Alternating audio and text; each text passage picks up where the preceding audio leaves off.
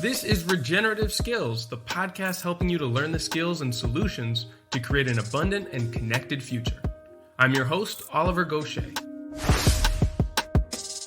New Society Publishers has been a leader in sustainable publishing for over 40 years now. They're an activist, solutions-oriented publisher focused on bringing you tools for a world of change. They've now published over 600 books available both in print and ebooks, as well as an increasing library of audiobook selection as well. They care deeply about both what they publish and how they do business, and so the same thinker and doer approach permeates their in-house work and the books themselves. A certified B Corporation, they print on 100% post-consumer recycled paper, and they are carbon neutral, and they print only in North America, never offshore. And that's just the company themselves. Most importantly, they've got the best selection of books that you need to build your own regenerative, ecological, or community-based projects. You can check out their full list of titles now at newsociety.com. Hey there, everybody, and welcome back. So at this point, I've covered a wide array of practices and management styles that fall under the broad umbrella of regenerative agriculture. Some could be considered traditional, while others are more modern and innovative, and they span continents, climates, biomes, and industries. Now, nonetheless, I've also noticed a pretty big gap that I've yet to cover in detail and that I hope to begin to fill in today. Dairy farming has been under sharp criticism in recent times. Scrutiny over everything from the appropriateness of dairy in the diet, to the methane emissions of cows, and the controversial practices of early separation of calves from their mothers to maximize milk production have all contributed to a diminished reputation. Now, though these critiques are very legitimate, what if there were solutions to all of them without the need to turn to non-dairy alternatives? Today, to explore these solutions is one of the leaders in regenerative dairy and a growing movement of dairy producers working to develop a new way of managing dairy cows and the pastures that they coexist with. Phyllis Van Amburgh, along with her husband Paul and their family, are leaders in holistic land use, biodiverse cultivation, organic dairy herd management, and more. Together, they are dairy farmers in upstate New York and have been involved in key innovations in the dairy industry, mostly in western parts of the world, reintegrating dairy cows as a cornerstone for ecological health and for human communities to thrive. Phyllis and Paul have also helped develop the grass-fed certification program with Northeast Organic Farmers Association of New York and Pennsylvania Certified Organic. In this interview, Phyllis starts by sharing her inspiring story of transitioning away from her previous career as she and Paul embraced a gradual move into full-time farming. We explore the intuition she had that much of the conventional wisdom and ways of doing things in the dairy industry were not really in the interest of either the cows nor the farmers, and how that led them to rethink their own dairy operation. Phyllis outlines the key aspects they consider essential for managing a dairy herd regeneratively, and the pioneering journey that they're on to make exclusively grass-fed dairy cows viable through selective breeding and holistic managed grazing. We also explore Phyllis's insights from her work helping large dairy operations in the USA and Europe to transition to regenerative management and the challenges and opportunities that the wider industry has to transform. Now, I was blown away by all of the areas of consideration and the hopeful outlook that Phyllis shared with me in this interview, and I know that I'll be exploring this side of livestock care and management even more in the future. But for now, I'll hand things over to Phyllis Van Amburgh. Welcome, Phyllis. Thanks so much for taking time. Thank you so much for having me. This is a conversation that I have been looking forward to for a while because you work with our mutual friend Andre on a project on the Azores Island. And he has been telling me a lot about not only your work back in the United States, but in the larger dairy scene and how it's been a part of forming some new standards and even legislation in the United States. Yes. And in knowing that, and a little bit about your background, why don't you tell me how you first got into farming, you and your husband, and what that journey looked like before actually getting on the land? I'd be happy to do that. I'll try to be as streamlined as possible because it was quite a journey. It really goes back to young adulthood, right? met someone that I wanted to met Paul. We wanted to spend our life together. So started thinking about a family, but I was working as an occupational therapist at the time. So I was working with preschool age children with developmental delays. And it was quite obvious that there was a very significant factor in what they ate, their nutrition. And obviously was very concerned about my health and now thinking about bringing children into the world. So it sort of started a whole thought process around the impact of not only food, but the environment and the conditions that we put ourselves in. So started to look for better food, started to figure out what better food was. Weston A. Price Foundation has probably the best information on the raw, on nutrition that is out there, in my opinion. And there are a lot of other really great people doing a lot of good work, but that really folded in, even moving into the future, to where we were sort of going with this, because the children that I was working with, they would, don't feed them anything with red dye 40 or you'll have a bad day. And things like that really resonated with me. To say, well, our bodies shouldn't be reacting to things that we eat that way. So we started our journey of, we'll put in, Paul's mother was a master gardener. We put in a big garden. I was more on the animal side. We got a couple of goats and we were milking goats. We were raising our own chickens, and it started to get more serious. Then I quit my job and we bought a small farm. We started raising grass-fed beef.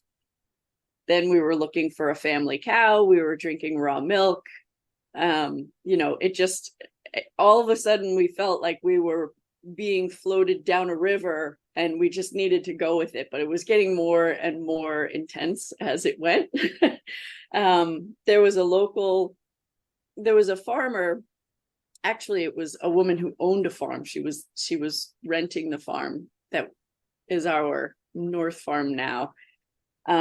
She wanted the barns repaired. That was Paul's line of work. He was a builder, a renovator. But we were pretty entrenched in farming at this point, doing grass-fed beef, and we had 2 family cows. And we had dreams of producing grass-fed dairy because we were producing grass-fed beef. We thought, we're so good at grazing, we can do this,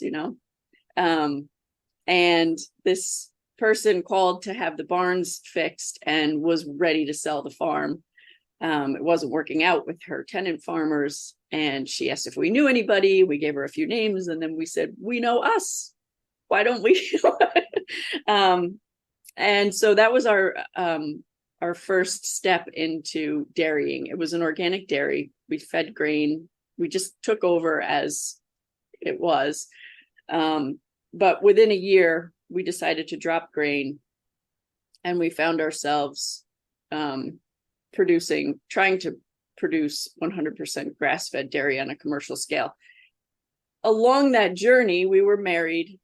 By the time we started the commercial dairy, we had 3 of our 5 children, and they were born into the life that we were trying to create as, first generation farmers. And now, fast forward, our oldest daughter, Grace, is 23. She's engaged. Her fiance is also not a farmer, but all in. And then Vincent, our son, is 21. Maggie's 17. Oliver's 15, and Ruby is 13. They're all still here. We homeschooled so that they would be integrated in the farm. We had a strong belief that if they could be a meaningful part of something that was a real thing, an actual working family, that would be better than almost anything else they could find outside of that. And they're amazing kids. They're all just amazing kids. So yeah,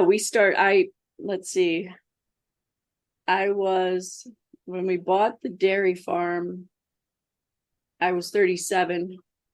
Paul was, what would that make him, 43? So we didn't start commercial dairying until well into adulthood, and had full other careers before we started.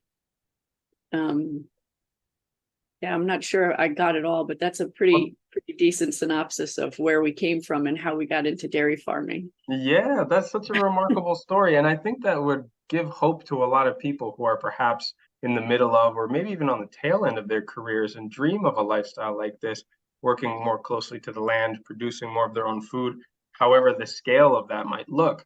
But it seems like you did what a lot of people would recommend, which is try out a couple of smaller enterprises and allow it to grow as you were able to build the capacity for it, ease into leaving one career and getting into this one as it was feasible, rather than selling everything, abandoning it, and going all in.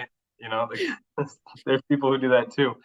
And I'm curious what the transition from mostly producing pasture raised beef and going into dairy, because though they are similar animals, it is by no means a similar enterprise or a management way of doing that. How was what you learned from managing the cattle in the beginning compatible or different from what you found, especially since you started in a more conventional way?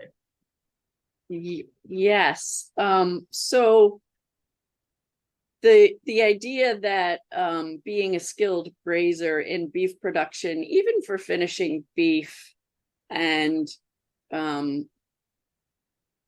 believing that we understood what it would take to produce grass-fed dairy, if we had known, we wouldn't have done it. So it's a good thing we didn't know, because it's such a huge leap. And frankly, the leap from organic dairy to grass-fed dairy is also, I mean, I guess to me, having been through college, I took general chemistry, and then I took organic chemistry. I also took, the basic math courses, and I took calculus.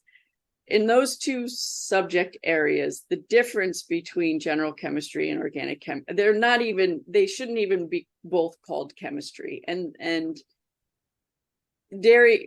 grass-fed dairy production is that much more complex, complicated, and different. So the transition, it was rough. It was really rough. Hard to live through in that sense. When I say rough, it was very difficult to live through. We did a bunch really right, and we sought advice from the best people we could find, and we were good students, so they were happy to teach. And without their guidance, we certainly would not have made it. But our dear friend Gerald Fry, who has passed now, he said, agriculture needs to change, and it's going to change with people like you who are looking at it from the outside, I think. And that speaks to the magnitude of the shift that has to happen within agriculture, because you can make some pretty decent changes within any given industry, but sometimes it takes a real disruption to make a significant change. And I think that that's what he saw. And, we used to say, I think this was Paul's term, he used to say, we don't suffer from an agricultural education, right? Because the innovation comes at the individual level, and then you start to see it seep into the industry. And then the education systems and the policy changes come after the fact, right? They come in response to those changes. So in a sense, it makes perfect sense, right? The things that are being taught at the university level are the things that have already made it up through the innovation chain. And I think mistakenly, a lot of people look for innovation at the university level. And I do believe that there are people trying to accomplish that, but the constraints are great within that, because there's also a reflection and an interworking within the industry that sort of makes that difficult. It's the people that are actually willing to risk their neck at the production level that are going to make those. They're going to be the first ones to do something, and then it might be taken up with a brave professor who's willing to do a trial of something that he's seen or something like that. But so we tried a lot of really weird things and things that we were criticized for. Our neighbors, well, this is our grazing plan. That's a plan. That was some of the, and that's your bull. And you can't do that. You'll go broke. Those were the feedback that we were getting from some of the people around us. You can't do that or you'll go broke. That was raising calves on cows, one to one. The dam raises her own calf. And there's so much research to suggest that that is by far the best way to do that, to match the mother with her own offspring, not even a nurse cow, and let her raise that animal. And it proved to be absolutely true. But it took a lot of learning and experimentation and figuring out, people do that all the time, even with their family cow, but trying to do it when you're milking 50 cows. And now, we're milking, almost 200 cows, figuring out again how to not redefine that, but recreate that in an even larger scale. Those are the things that were really difficult, and always, putting absolutely every ounce of energy and thought and every penny back into making it work, Yeah, so that's a remarkable shift in how most dairy is run at this point, of raising the calf with the mother cow. And it's strange that that is the case, Intuitively, one would think that the milk from the mother was, well, of course it's going to be the best food. We've had this discussion in plenty of realms for humans in the past as well. A formula is not an adequate supplement. However, like how do you think it comes about that an entire industry has gone so far away from something that is so intuitively correct, and it's become a normal standard? Especially because, let's face it, so many of these dairies are going out of business. It's not like it's working out great for them either. Like, where does this come from? It's the frog in the pot of water. It's the same story. And when you look at the history of industrial dairy, it came out of a place of, you could argue it came out of a benevolent place to sort of make a high plane of nutrition available to every citizen, right? If you have a dairy cow, it doesn't matter where you are, especially if you're in a food desert in the, somewhere rural, or if you're in a third world country, if you have a cow or a goat, if you have access to milk, you have life. Your children will live, they will thrive. It's, the absolutely nothing else compares. And so providing dairy products, because they will bring a level of nutrition like nothing else in such a small package, that was really, I think, what was behind we want dairy to be available to all. But that, at some point, it began to be absolutely run by an economic system instead of that sentiment. So there is no cash cow, and the pun is, that explains where that expression comes from, a cash cow. There is no industry that makes money like the dairy industry. I mean, it can't even touch it. The income from at the farm level from a dairy cow is probably in the range of several $1,000s, $4,000, $5,000, $6,000 in the US per year. The contribution per cow. The contribution, now what it costs to get that income, that's where the tricky part. Right, the income is where that gross profit starts to get weird. Yes. Sure. So on the one hand, you hear there's no money in dairying, and at the production level, there is not. Generally speaking, agriculture as a whole, especially dairy, has been losing money in the United States for 75 years. But the dairy industry, that's a very different topic. And that same cow will contribute upwards of $26,000 per year to the greater economy. There's where the drive for that whole shift, and the cows living conditions, their diet, and the way the calves are raised, it all stems out of that. So on the one hand, at the producer level, the reason they became the frog in the pot, if they milked the cow has a calf, if they milked the cow and sold the milk and bought the manna and the grains and the other feed for the calf, they were buying those other supplements for pennies and selling the milk for dollars. It was absolutely a smart economic decision. And frankly, at the inception of that whole process, we did a much better job with the calves to start. But now you watch the whole progression of the dairy industry. Now they're selling their milk for pennies and they're spending dollars to buy these inputs. So it's completely insane, right? But as far as the industry is concerned, that process of selling the milk and feeding the calf artificial, a substitute for milk, how much money is made within the industry? How many jobs and facilities are you cool the milk, pay the labor to harvest the milk and the equipment and the service on that equipment and all of the inputs, sell the milk, pick it up, bring it with a truck, process the milk, parse it all out, dry portions of it, take the fat out, reconstitute it, put it back together in a powder, in a bag, transport it again, all the people, sell it back to the farmer and spend labor to now feed it back to the calf. Now you've created you've supported another entire industry by selling that milk first before you put it back to the calf.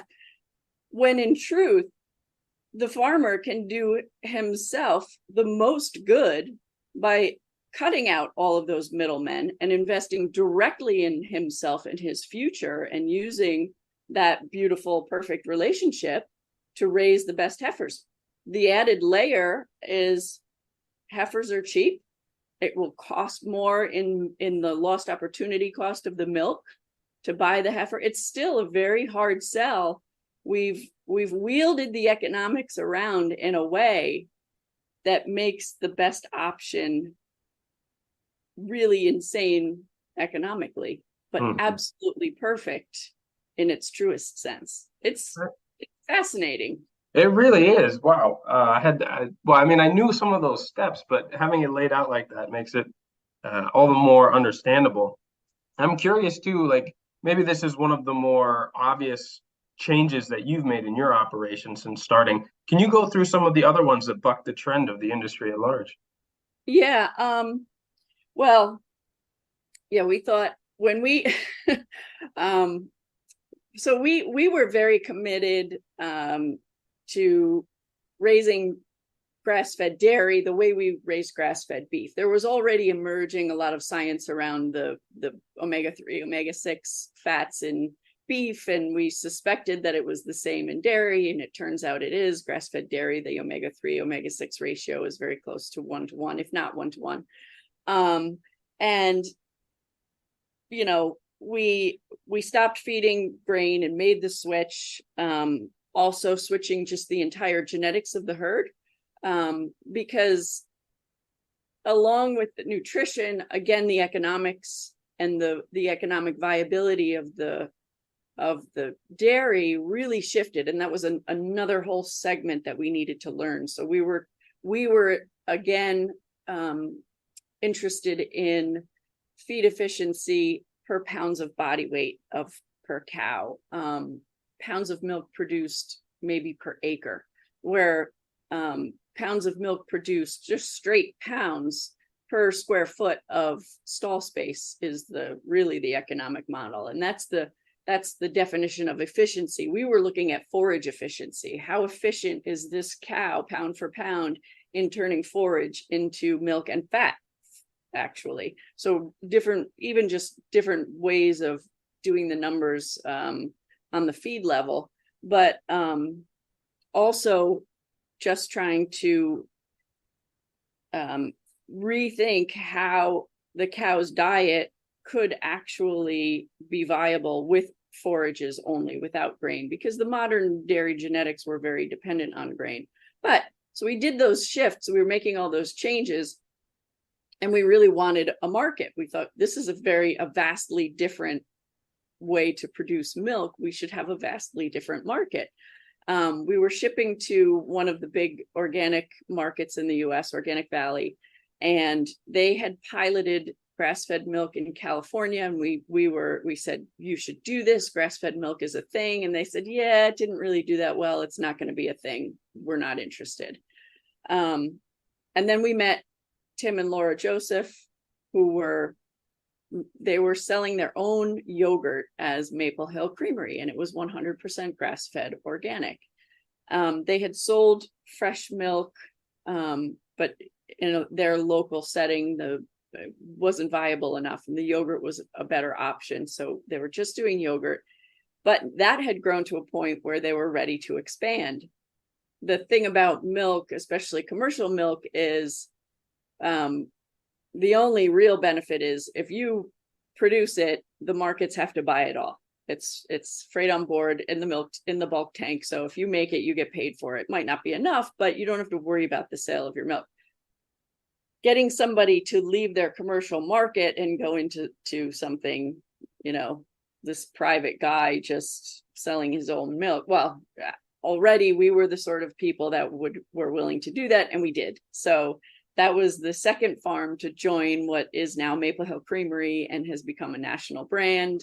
There's 130 farms in New York State, that many of which Paul and I helped to make the switch personally. And we're still involved in that market. But that was, at the beginning of that, we were like, we're going to change the dairy industry. We're going to bring back the small farm. We were again, very naive, but had we known, we wouldn't have tried. So, but we wanted to bring back we just wanted to be able to produce milk on grass, which actually limited the size of the farm and gave an opportunity to truly family run, and there is a lot of really large dairies that are family run. And I'm not ever one to knock any production, because I've come to have an appreciation for all agricultural production. That's another topic. But the true, the people that are milking the cows themselves and their kids are involved, and it's a probably less than 400 to 600 cows, I think, would be a global standard for grass-fed production. But we sought to try to really disrupt the industry, and then through that process, that was in 2010. So over the last dozen years or so, we've bumped right up against the difficulty in making an impact in the industry, but we've done it to a certain extent. It might be tiny, but we've done it. Okay, so there was one part that you breezed past there, but I think is fascinating, in that you started to change the genetics of your herd to adapt to the new way that you were feeding them. You cut out all grains, which is another, third rail in dairy farming. You would never do that. Right. And in order for that to be viable, the genetics that are common among dairy breeds of cattle have basically become dependent on the high grain feed that is common in the industry. And to move away from that, what was that process like? Because it sounds to me like you're essentially working on a landrace breeding project for cows. In a sense, and that was sort of our first knee-jerk reaction, right?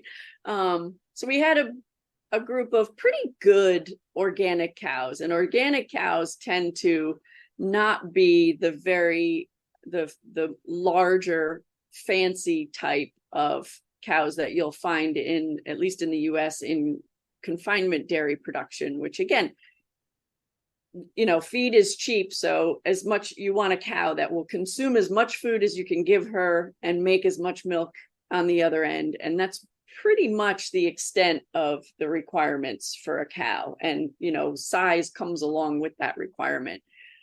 The organic cows are required to be out on pasture, so a stature that allows them to walk around, blah, blah, blah. So they were closer. They were a little bit more moderate framed, but they were still very fragile when the less grain we were able to afford, because frankly, and feed, because frankly it was prohibitive. And so we asked ourselves the question, well, what does a cow that just won't die ever look like? Something that you just could feed her whatever you could buy. And we have pretty severe winters, not the worst, but not friendly either. Well below freezing, sometimes 20 degrees below freezing, windy, icy. So what does a really rugged cow look like? And is that a thing, right? So we found actually what turned out to be a very amazing bull. And he was a purebred milk Devon bull. And milk Devons have largely been destroyed as far as their viability in the United States. They were a triple purpose breed. But there were a few exceptional examples left, and this happened to be one of them. Not really any milk production. They actually had been selected away from milk production because they were more useful in the field as draft animals. That was turned into their primary use. And they didn't want to have to bother to stop and milk the cow because they were not using the oxen, they were using the cows too. But anyway, we found this exceptional bull. And so he represented those genetics of just a really tough cow. And we did purchase some purebred milk Devons, and their milk production was not enough to be commercially viable. So there's an entry level performance to support the required infrastructure. We have regulations. We can't use mobile milking systems. They've got to be in place. They've got to be washable ceiling to floor, center drains. There's a whole lot of regulation around the infrastructure for collecting milk that has a certain cost associated with it. And so production below, I would say you'd have to do the calculations into liters for European folks, but somewhere around 7,000 pounds per cow is the threshold. And these cows, the really land race, they were down around 4,000 pounds, some of them. So just about half what I would say is commercially viable.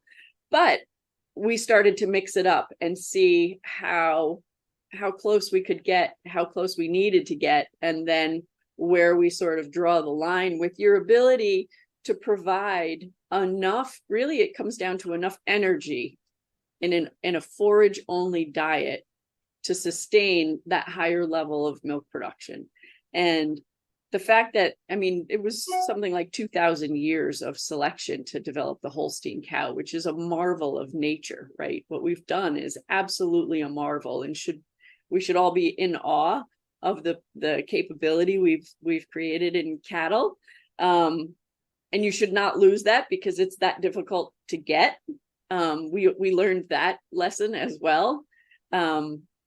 There's a reason that dairy farmers want to hold on to that milk production, because once you lose it in your herd, it's very, very, it's impossible in your lifetime to get back.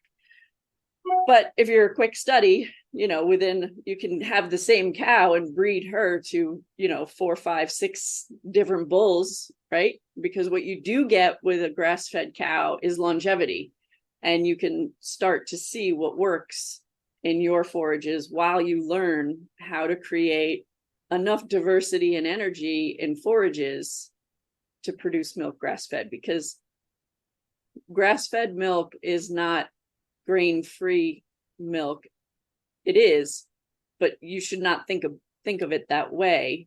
You need to really fully understand what grains are doing for your cattle and your production, and figure out how you're going to replace that or do without those aspects that you can't replace.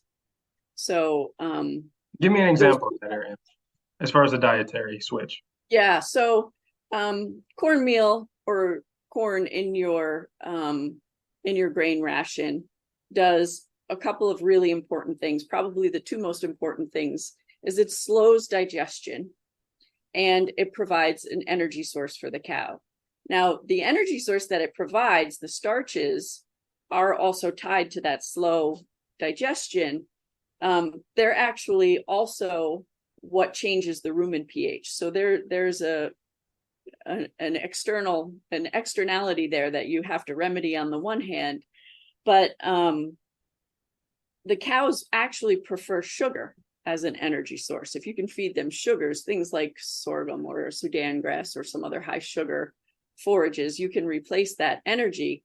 But you're left with those energies are also more quickly obtained. You're left with that slowing down the rumen. So if you've got corn in the cow's diet, and then you've got protein sources like soy or alfalfa, and you've got your nutritionist, they're going to wield all that together, get a lot of milk out of that cow, and utilize, that slower to actually extract all of the things, the milk making things in the rest of the diet. But if you take that corn out and you're left with, and the soybeans too, for that matter, if you go grass fed, and you say, well, yeah, I'm going to make a lot of milk. I've got beautiful alfalfa. They're going to milk like a son of a gun, and they're going to be dead in 2 months, because you can't feed a cow straight alfalfa, especially one that is genetically predisposed to make a lot of milk.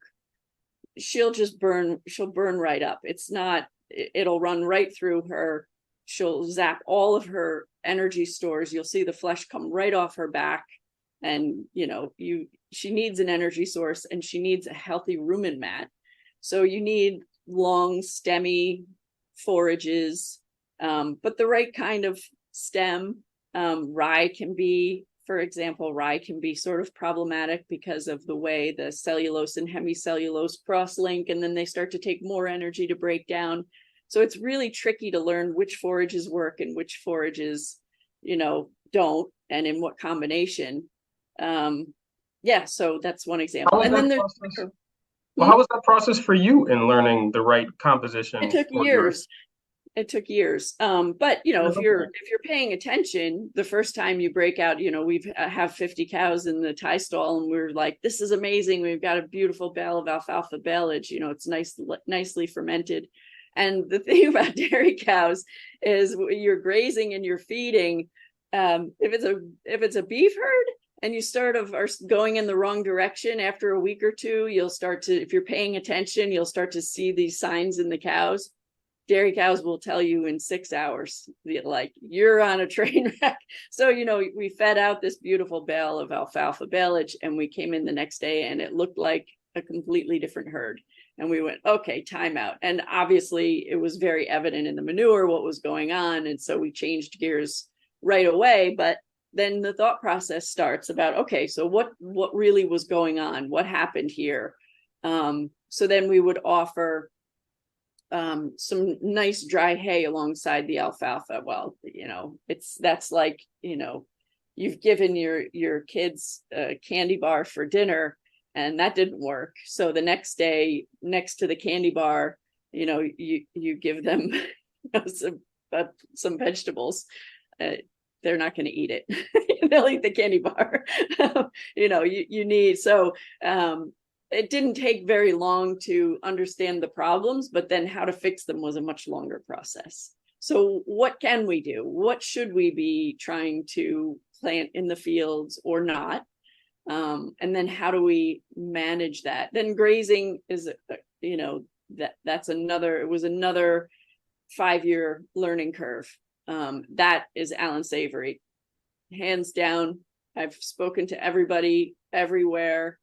If you are not on board with Alan Savory's holistic plant grazing, then you have not actually studied it and you don't understand it. So I'll leave that there. Strong statement, but I have gone through all of the trainings through the Savory Institute myself. I'm a big advocate of that as well. Great. I still have, of course, tons and tons to learn. It's a lifelong journey, but I'm curious as to, like, where are you at now with the solutions that you found over time? How are you managing your cattle at the moment, and how have things changed from where they started? What have been the biggest differences? Yeah. So now our kids are all almost grown. They've decided that they are really fulfilled with what we're doing, and looks like most, if not all of them, want to sort of continue. That was the reason to go from our 50 cows in milk to almost 200 cows in milk. And with that, that was part of the reason we could do that was Maple Hill Creamery decided even at very early that it was going to be a national brand and not a regional or local brand. So making this move into a larger farm fit into this market that we sort of had helped to create. But now we're at a commercial scale that's even bigger. 50 cows grass-fed was huge when we started. Now that's a little below average, and now we're one of the larger farms, and I think we're close to the limit of how far we can walk the cows, for example, for pasturing. The pasture component is absolutely necessary because forage is just too costly and bulky to move. A grain is also worked in the industry because it's only 10% water. Forages are, much, you get it. So now we have a bit more of a traditionally commercial sort of farm, but the main principles really stay. And interestingly enough, so we've made 5 years so far into this transition to a larger farm, and we thought, well, this is a bigger scale. There's probably some other industry things that were not available to us before that we should probably try. Maybe we need custom operators. Maybe we should be putting up haylage instead of baleage. Had to relearn what it turned out we were actually very much right on track. And maybe we can't raise the calves this way. No, we need a very biodiverse forage with the plants largely intact to give to the cows. We need to raise the calves on their mothers. We need to have our hand in all of the quality of the feed. We need to keep selecting. Our oldest daughter, Grace, has from a very young age been the driver in our breeding program, and she selects our bulls. We breed all our own bulls, so we still are very heavily focused on maintaining the right cow. We had to buy a lot of cows to make that expansion, so we relearned a lot of those lessons around the way other people raise cows, what type of cows will work, which cows we should include in our breeding program and which ones have to stay out. And then on the Maple Hill Creamery side, with us, we're sort of representative. As I said, when we started Maple Hill Creamery, 50 cows was a big farm. We had farms with 10 cows, 30 cows. Now I think the average size is 60. And I was just riding with one of the staff members, on the farm team with Maple Hill Creamery, doing some work for Maple Hill Creamery. And one of the farms, the smaller farms, is leaving Maple Hill and going to another market that was an offshoot of Maple Hill Creamery. And she was a little bit sad, and I was a little bit sad too. But at the same time, I was really glad because this market came to be. It's actually taking quite a handful of farms from Maple Hill Creamery, but it came to be when one of Maple Hill Creamery's farmers decided to do it a little bit differently and go more towards, I guess, where my heart was when Maple Hill Creamery started, which was giving opportunities to those very small farms and keeping the marketing and distribution very, very local and regional, and not becoming a national brand. And there's this beautiful opportunity for these farms that now exists as a consequence of what we did, even though now, it's sort of pushed that envelope a little bit more towards what exists commercially in Maple Hill Creamery, right? That the realities of trucking costs of milk, sort of came to be.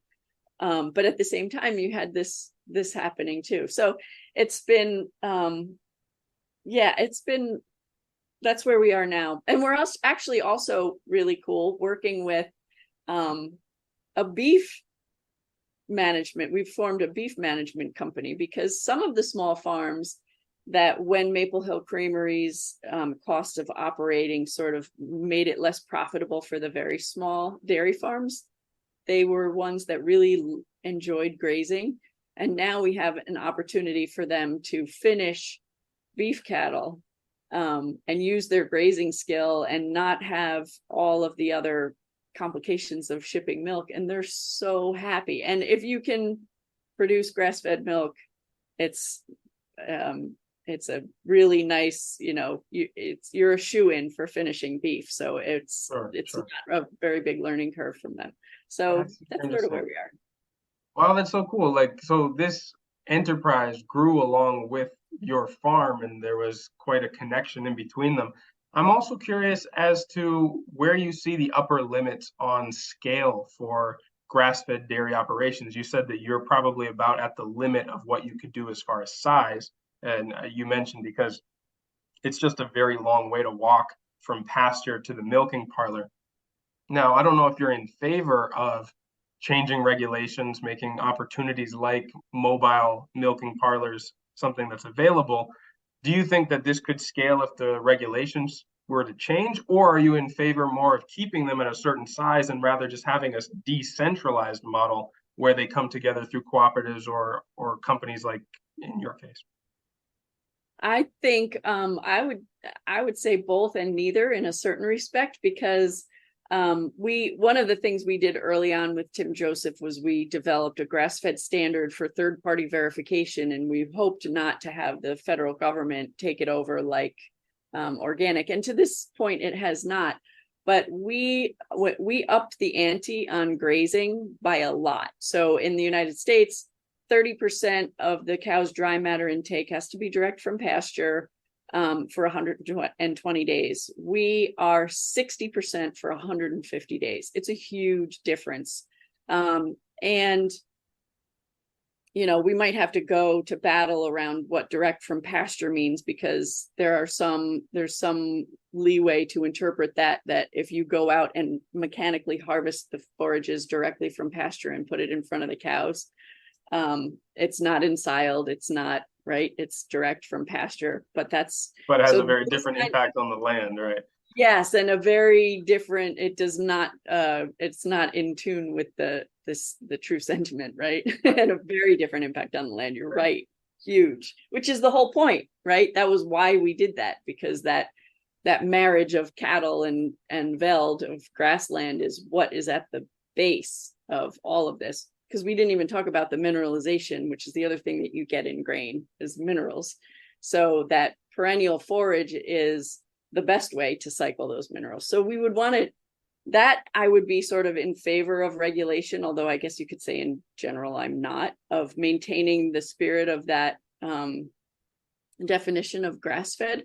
But I would be all for mobile parlors, and because I think we're limited in our size, partly because of our topography. We have a pretty central milking location. So, but if you could move the milking facility, then now the sky's the limit with dairy herds.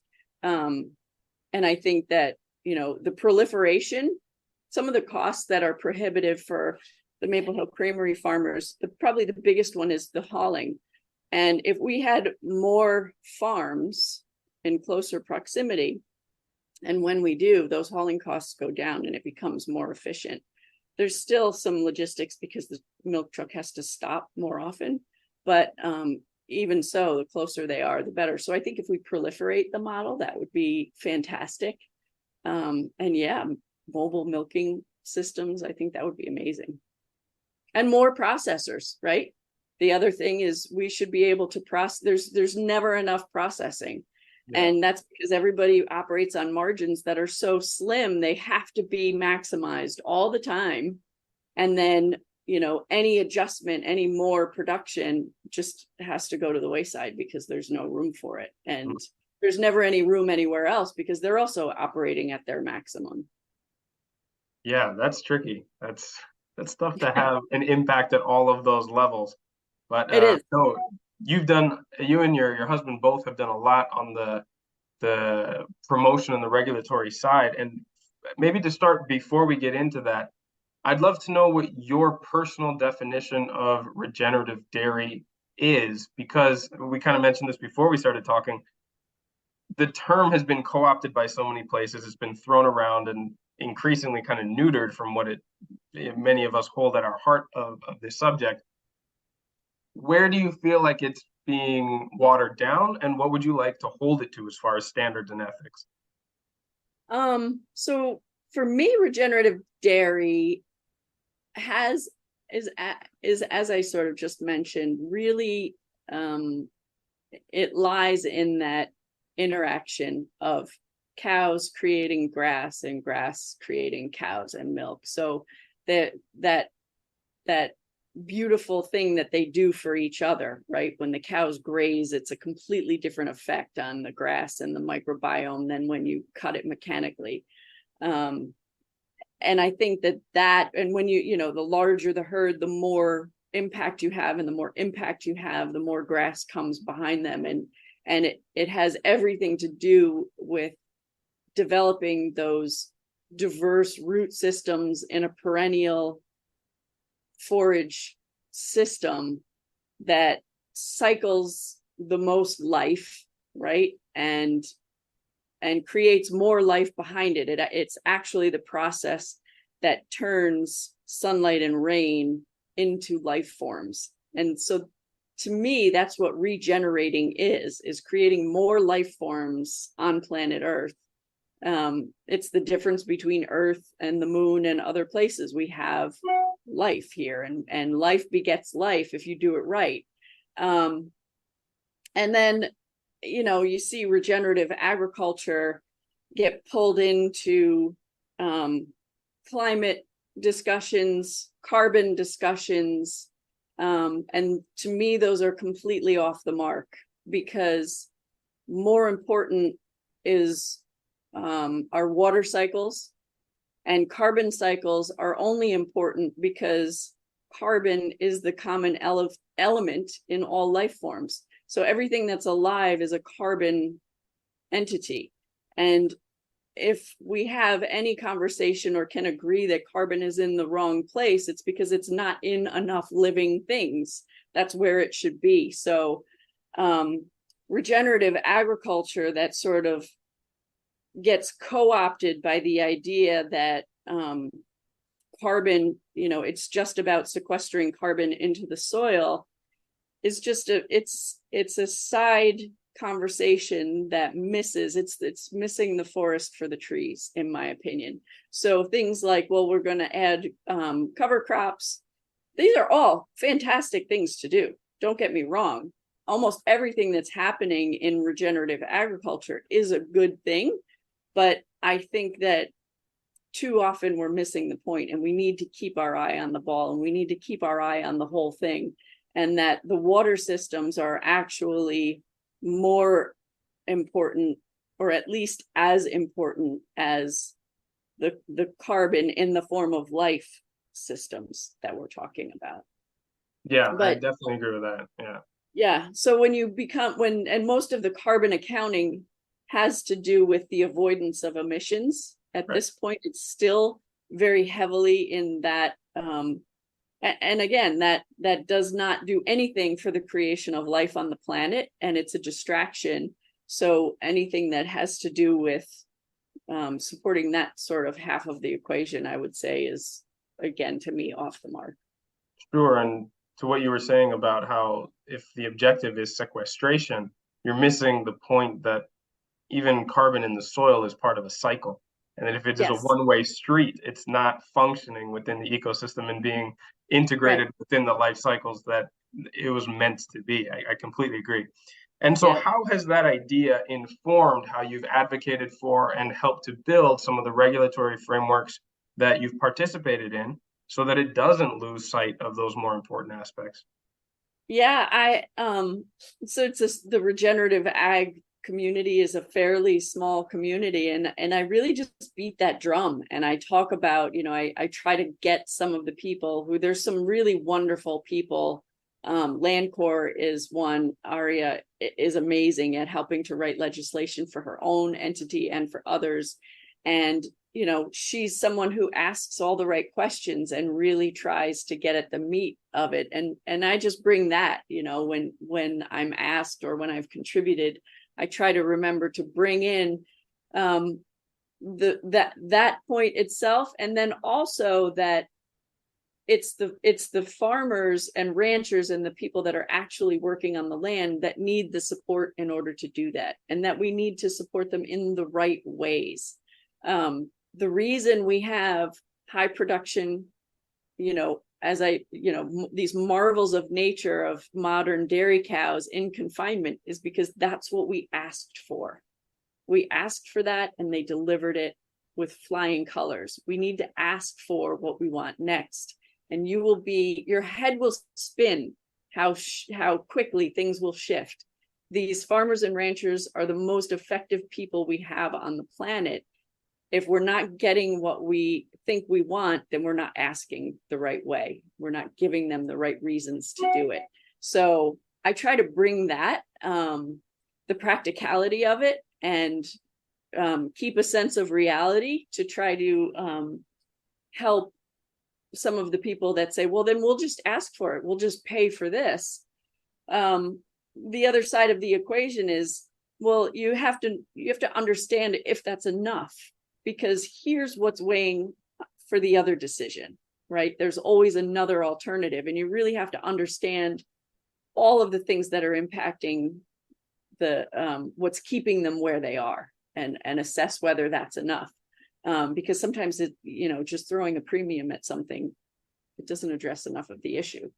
Absolutely. That's really well said. I think that has not come up in these conversations nearly enough when the idealism hits.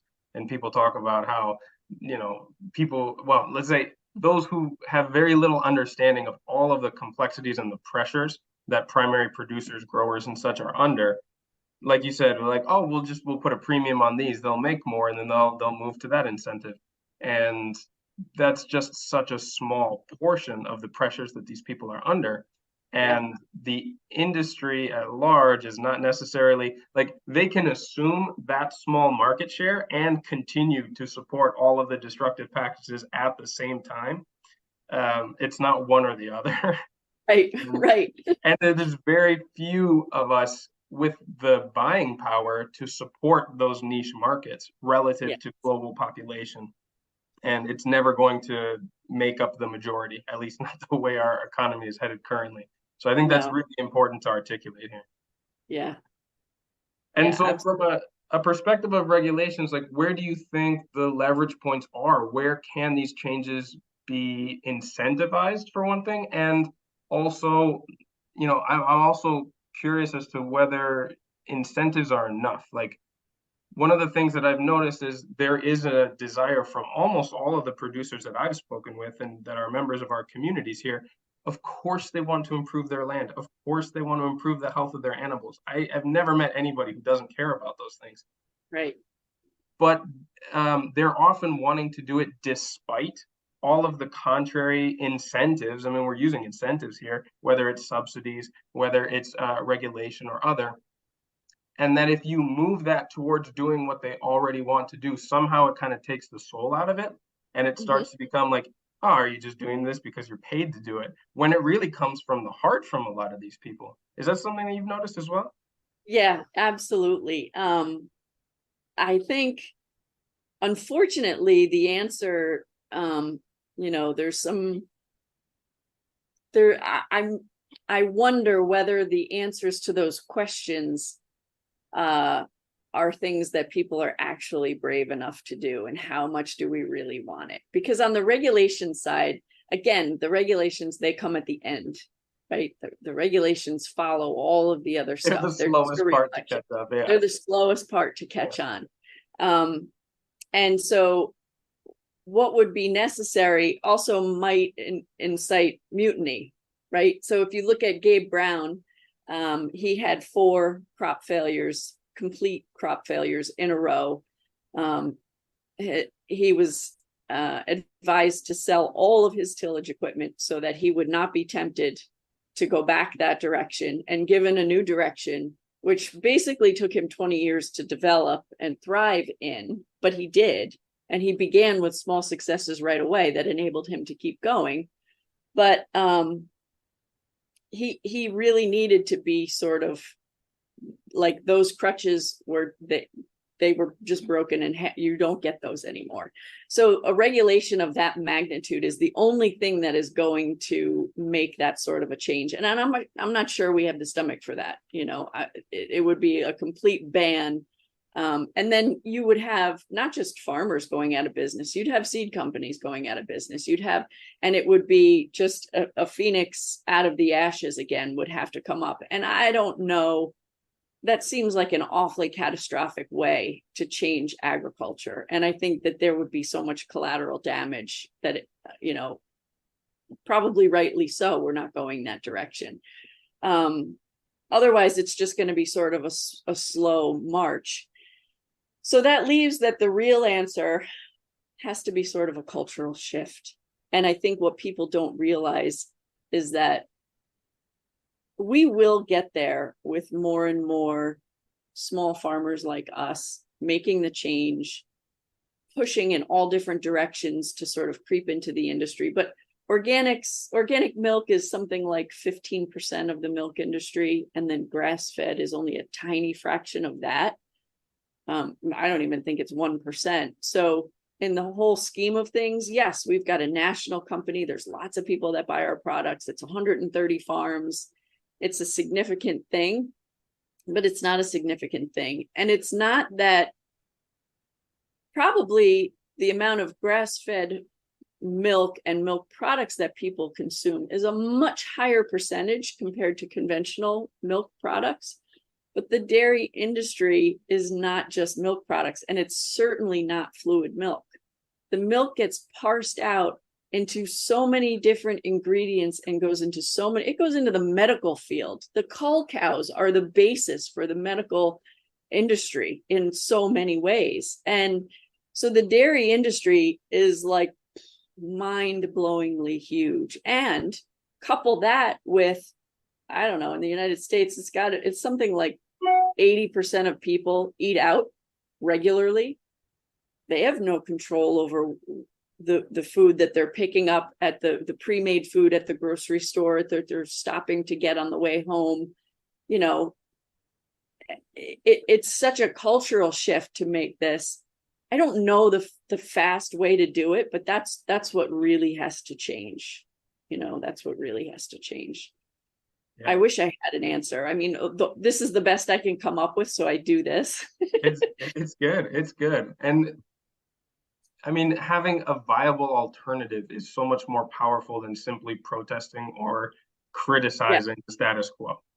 Right? Yes. That's the lazy way of making change. It's very easy to point out faults. It is the heavy lifting is done when you build a viable alternative and advocate for it from experience. And that's something I really respect. Yes. We can certainly turn all of the food that goes direct to consumers. That's the low-hanging fruit, right? So getting into all of the grocery stores and the restaurants and pushing ourselves into those spaces.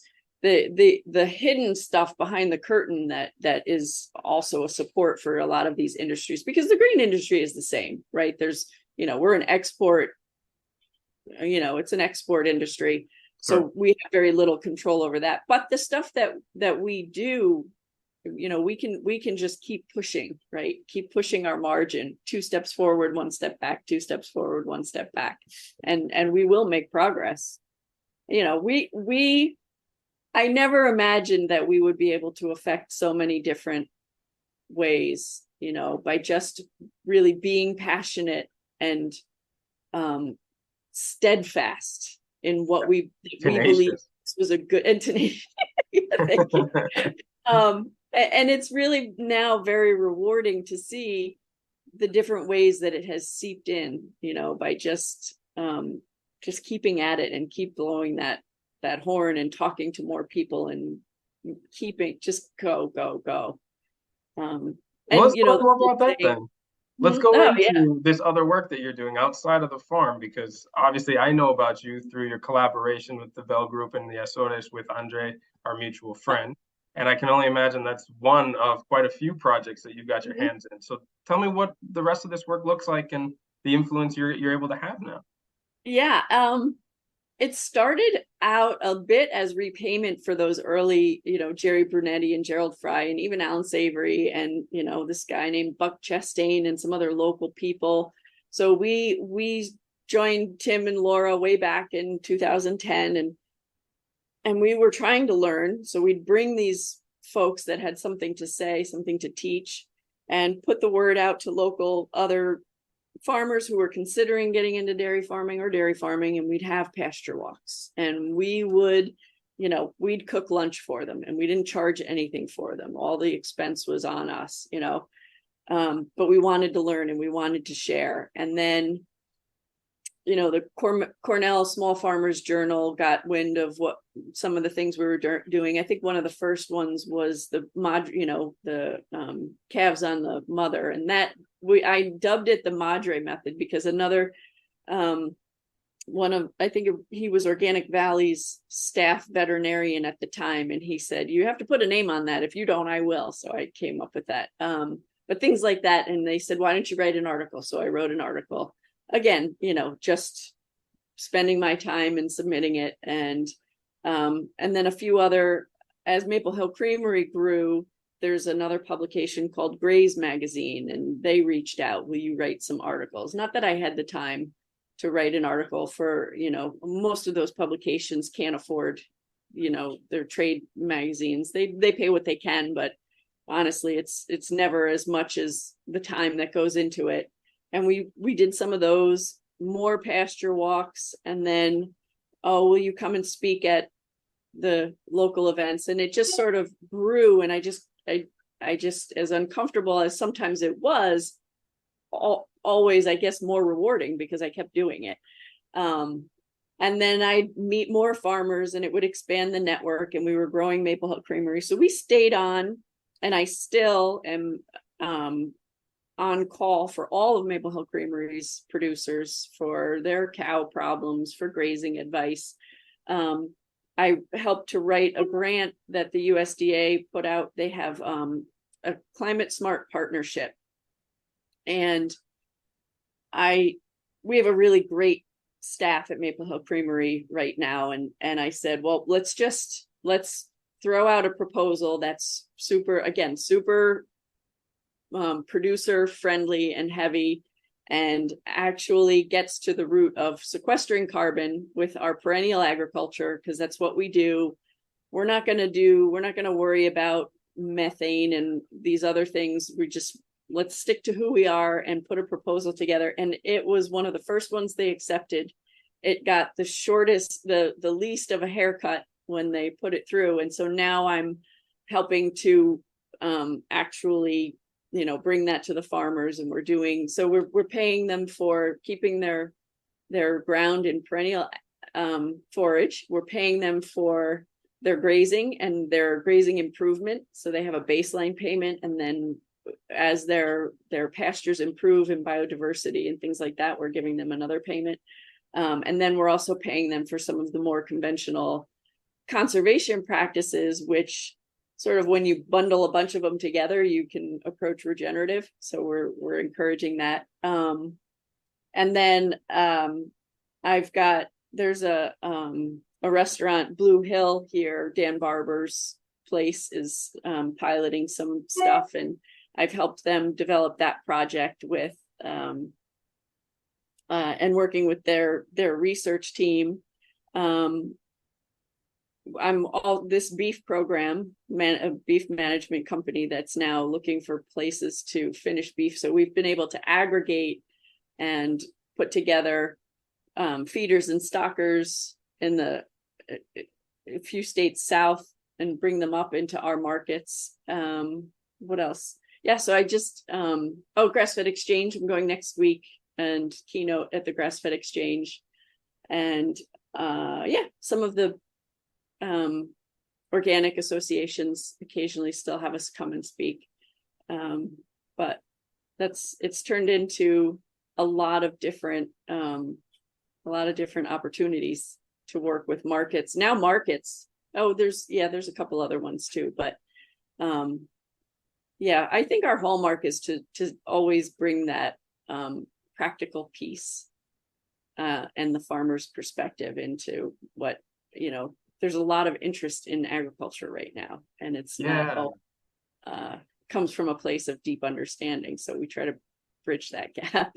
That's fantastic. That's marvelous work. I know how important that is right now to offer these alternatives, viable methods that buck the trend of, these poor practices that have got us here, unfortunately, and show that not only can you make a living this way, but there are so many run-on benefits beyond that as well. And I'm curious because you had mentioned like ultimately this is going to take a change in culture to see this implemented at scale, or to become the new normal. How can people who are not actively farming contribute to this shift in culture from what you can see? I think I see it starting already, and that is to do a lot more work to learn about the basis for your health and happiness. Because what we've moved away from are natural foods in their natural state and a connection with the outdoors and earth itself. So getting outside and understanding that the soil is not just a medium, right? It's not just a petri dish that we like sprinkle different things in, and a seed and a fertilizer and get it to grow. And understanding a little bit better that actually everything you do really does make a difference. Those are the things that I think need to continue to change, and that I see changing. I see, and maybe it's just because of the way I'm sort of profiled on social media, but I see more information about people growing their own food and trying to get into a little bit of agriculture. It's a hard leap to sustain yourself, even with a pretty decent sized homestead. So there's always going to be the need for some commercial level of farming, even if everybody decided that they wanted to homestead.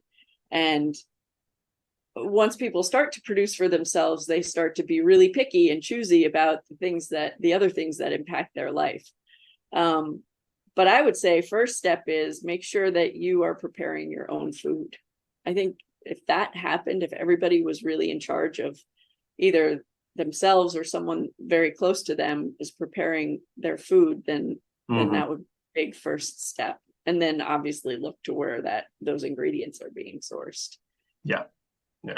Any step towards a closer connection to the natural world that sustains you and your community, and how many different ways you are dependent and interconnected on those, I think is any step in that direction is a positive one, and will get us closer to where we're trying to be. Yeah, I think I would add to that, don't make the mistake necessarily of boycotting any particular type of agriculture. I think everyone underestimates the interconnectedness that we have. And the reason I can't farm without tractors still, right? In order to be commercially viable. Unless we're going to have that catastrophic shift that's going to have all kinds of collateral damage, we're going to have to turn the barge slowly. And so my milk production is going to go to a level that's not going to really support an industry that's going to be able to bring you my milk if I shrink too quickly. Right. So there is a system in place where you can still go to your local grocer. I shop at a small mom and pop in Cooperstown. It's just, a husband and wife and their son, and they source all of the produce locally. They buy this other farmer that I talked about who's taking the other farms from Maple Hill. They have his products, and they're very focused on local, but they need to carry so many other things that they are able to get because there's a national food distribution system that also has a truck going to Whole Foods, and they would not be able to afford getting those products. So I would not be able to afford a tractor in the same way that if those other huge farms that have 10 zillion tractors didn't exist, the parts that I need to get needs to be part of an industry. So if we're going to make changes, which I agree we should make, just understand that if you ask for the complete elimination and sort of a hatchet approach to saying we don't want any GMOs, we don't want any mass produced anything, then you're going to be in for changes in ways that it's not just going to be, well, I'll limit myself to my local production. I don't mind not buying things that are mass produced.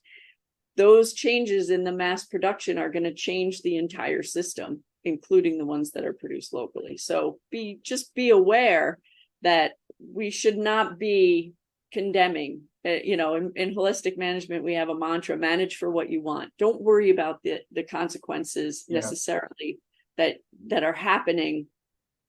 Push for the things that you do want and let those naturally cannibalize the unwanted consequences until you eventually land at a place where you only have what you want.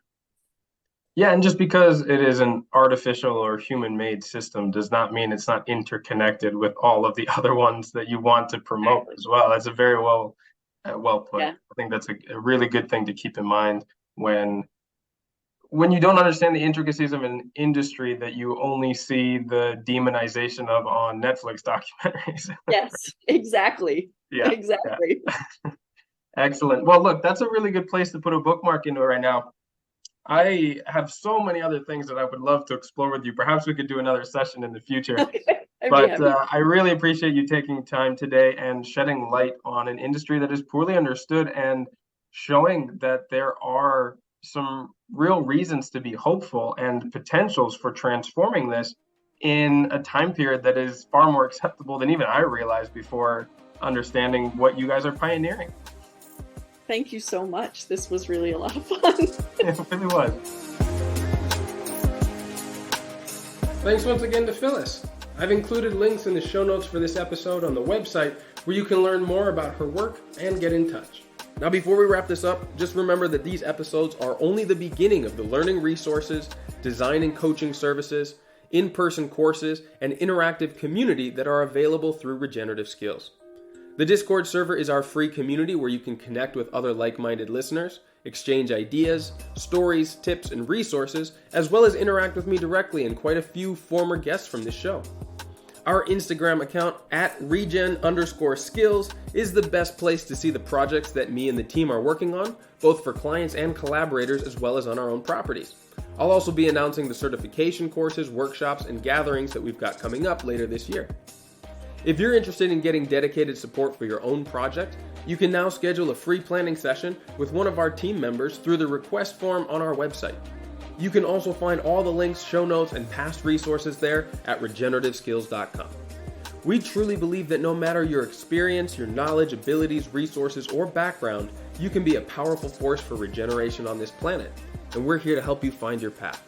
So as always, remember to keep taking those little steps every day towards a regenerative future, and I'll be right by your side along the way.